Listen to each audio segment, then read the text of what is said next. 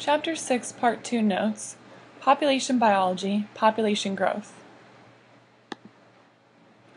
Limiting factors. Limiting factors are anything that slow or stop a population's growth. When we look at limiting factors, we categorize them in two ways. First, we look at the limiting factor and ask if it's a biotic or an abiotic factor. Remember that biotic means something that's living and abiotic means non-living. Then we look at the limiting factor and ask if it's density dependent or density independent. The previous notes discuss these two terms.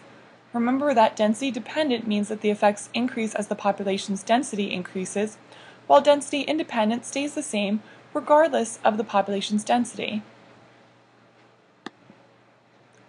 Population interactions also determine population growth patterns. Interspecific interactions are interactions between two different species that may have a beneficial, neutral, or negative effect on either or both of the population's size. We can see the graph on the right illustrates the correlation between the snowshoe hare and the Canadian lynx population. This is because their interspecific interaction is that of a predator-prey relationship.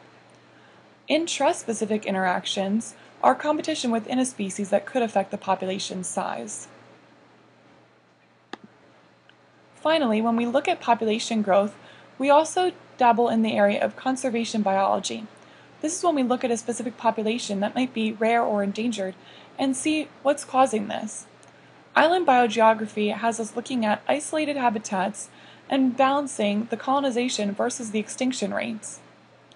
Genetic drift looks at the gradual change in gene frequencies due to random events in a population. This is common in a small population. We then look at a population and see its minimum viable population size. This is how small the population can get before it becomes rare, endangered, or extinct. If a population becomes too small and genetic drift takes effect, it could increase the frequencies of undesirable traits in the population, therefore leading the population to extinction. Finally, metapopulation is the collection of populations that have regular or intermittent gene flow between geographically separate units.